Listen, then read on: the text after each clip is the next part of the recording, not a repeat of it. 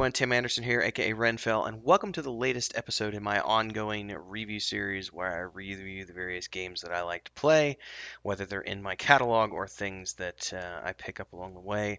Right now, it's the hyped game of the season, which is Mass Effect Legendary Edition, which I did pre-order a couple of months back, and I have been playing not quite nonstop, but I did stay up launch night and played it till about 3 o'clock in the morning. And I played it a few hours on Friday. I played it again a few hours on Saturday and Sunday today. I'm thoroughly enjoying my time stepping back into this world. This review in particular is only for the first game. I'm not actually going to cover Mass Effect 2 or 3. I'm going to be doing separate videos for those when I get to those games. For now, we're only talking about Mass Effect 1, and I do want to talk about just the changes that have been made to the Legendary Edition and why I'm having so much damn fun in this game. So, first up, I have not played Mass Effect since it first came out. Now, when it first came out, I played it through 3 different times and did different characters, different archetypes. I did a soldier, I did an adept, and I forget what the third one is. But I did all 3 of them, and it was a game that kept me interested for about 6 months. It was a really good game. It's not the best entry in the series for me, but it is an amazing introduction to a series. If you've never played this game before, I would highly recommend it. Someone was on my YouTube when I was streaming the other night, and they'd never played Mass Effect, and they were asking me, is the Legendary Edition worth it? And I'm like, well, let's talk about that for just a moment. Like, is it worth it in terms of the monetary expenditure? Because I paid full price for this as a pre-order, and a lot of people went, oh, $60. That's a high cost for a game that you've already played multiple times through. And I went, yeah, but here's the kicker. When I played the original game, I think I might have only played a couple of the DLCs. This game the Legendary Edition comes with Mass Effect 1, 2, 3, and 40. That's right, 40 different DLCs. I mostly bought this for the DLCs because I've never played them before, but also because I was like, what the hell? I've got nothing else to do for the next few months in terms of games. I'm playing a little bit of Lotro, and I've got Solasta version 1.0 coming out at the end of the month. But for the most part, I don't have too many games that I'm playing for the summertime. So I was like, I would love to pick this up and go through the first 3 games again. And more importantly, all the DLC. So for me, $60 when you're getting 3 games plus 40 DLCs, well worth the price tag in my mind. But of course, if you're someone who's gaming on a budget, then yeah, wait for it to go down in price a little bit. Especially if you've already played it before, it's not necessarily something that you need to be jumping into immediately. Um, some of the things that are changed, one of the big changes obviously is they've done graphical overhauls to all of the games, updated the lighting and shaders and stuff like that. The big change, which I think is the one that a lot of people are talking about, which is somewhat controversial. The first game in this series was the one game where, it was a hybrid game of RPG with first person shooter. And the first person shooter element was always based on your stats. So you just had a reticle, and that was kind of the general area where your bullets were going to go. And then the more specialization you had with a certain type of weapon, and then the upgrades that you had on a certain weapon would make you better with that weapon. That has gone away. And now instead of having that, you actually have a traditional crosshair, and you basically it acts like a regular FPS. And on that note, as well as the fact that they've sort of, yeah, you can specialize in weapons, but it used to be like if you didn't have a specialization in that weapon, you just couldn't use the weapons.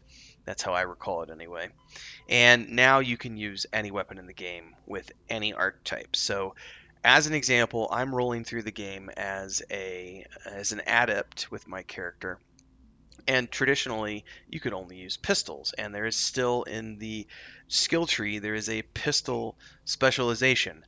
I have put 0 points in pistol specialization, and I give 2 shits about pistol specialization because I have been using a combination of a sniper rifle and an assault rifle the whole way through the game so far, in combination with my powers. And that's the other part of it, which I know other people have commented on, which is the fact that the sniper rifle is now this uberly powerful weapon that anyone can use. And it used to be something that only the scout archetypes could use. So um, it was you had to be very specialized to be able to use the sniper rifle. So since they've removed that limitation, in some ways it's made the game a lot easier. I know a lot of people have said that. I was reading one review where they were saying they were playing the game on insane difficulty and literally just picking everything off with a sniper rifle with no issues. So that is the one thing that is somewhat controversial that they've changed about this game, but it's not, I'm not really letting it impact my gameplay. You can adjust the difficulty of the game and make it more difficult to compensate for that, for the fact that you no longer have specializations with the weapons, but it's not that big of a deal. And I'm primarily playing Mass Effect for the story, so it's not that big of a deal for me. Story wise, I've talked about this in the past on one of my Mondays Musings episodes. Um, One of the reasons I loved the Mass Effect story so much is because it really reminds me of the Babylon 5 storyline, in the sense that there's an ancient evil. It's been gone for millennia. Now it's coming back and it's threatening to wipe out everybody, not just humanity, but all of the races. And so it creates this end of world scenario where everyone has to come together in order to fend off this great evil that's coming back. And I like the storyline. Remember the first time I played this game, I had just watched, for the first time ever. I didn't watch Babylon 5 when it was on. I watched it in the early 2000s, and I had watched it a year or two before Mass Effect came out, and so it was still fresh on my mind. And when I was playing Mass Effect, and there's this story of the Reapers, and I was like, oh my god, this is just like Babylon 5 storyline, which really resonated with me. So I like this game primarily for the storyline. Now, I can say, because again, I never played through the vast majority of the DLCs. I'm only probably 15 hours into the game so far over the course of like 4 sessions. And I've already come across my first DLC, which I had never played before. And it was this thing that just popped up on my map, and I was like, well, that's really cool. So I'm already starting to see some of that, um, and overall, I'd say the enhancements have been done very well. The game definitely does look better. I'm playing it on the PS4. I know that people say on the PC in particular. I actually watched. If you go check out Nathan Napalm's YouTube channel, Nathan Napalm's got some videos up. He's been playing a little bit of Mass Effect as well. He's playing it on the PC, and you can definitely see a major quality difference between the PS4 version and the PC version. It's way because you can turn on anti-aliasing and you can crank up all of these options on the PC version and really take advantage of the graphical updates. Not quite so much on the PS4. It still looks, for the most part, I would say environment-wise in particular, it looks really, really well. The only area where I think that this game looks a little dated is the character models. That's the only area I could say that it kind of looks its age. Um, but be that as it may, it's still the way they've done everything and redone all the graphics. It looks as good as a lot of independent games that even come out in 2020, 2021. So as long as you go into it understanding that some things they couldn't change, like they didn't change the animations, um, for that, for the game. So some of the things are still somewhat the same. So the some of the running animations are a little jonky.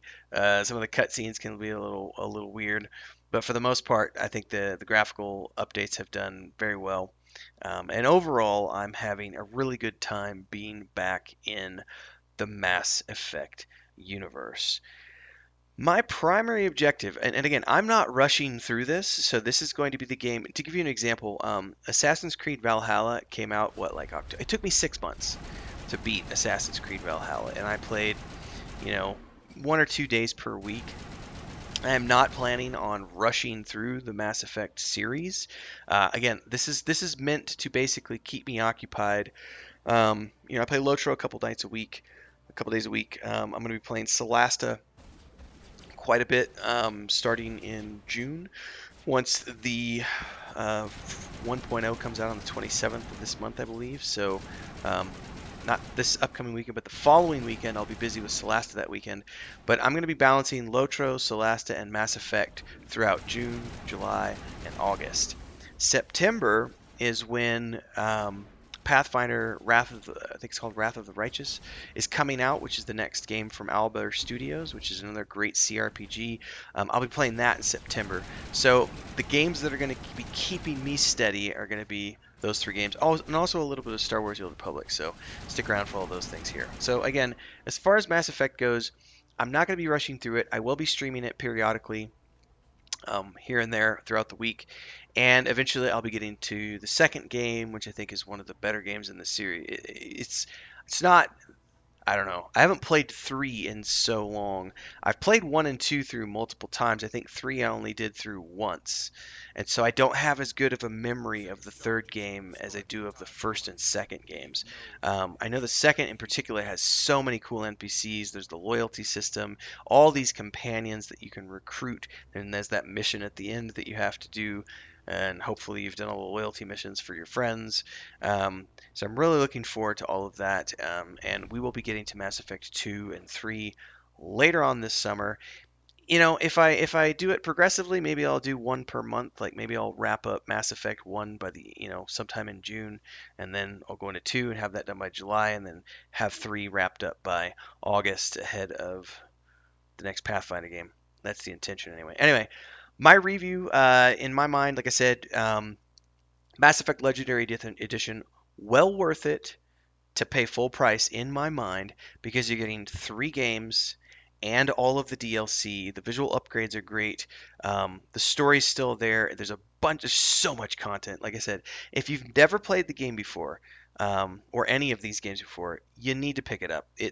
You're gonna get hundreds of hours, I would estimate, between all the 3 games and the DLC for that amount of money.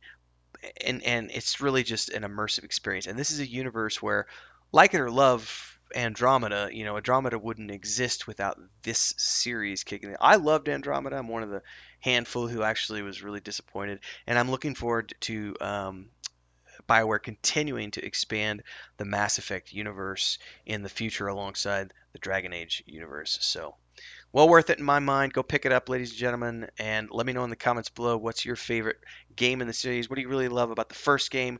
What do you like, dislike about the Legendary Edition? Don't forget to subscribe to the channel, hit the bell icon, and follow along for all the things we do here, and check out all the links below, and I will see everybody in the next episode.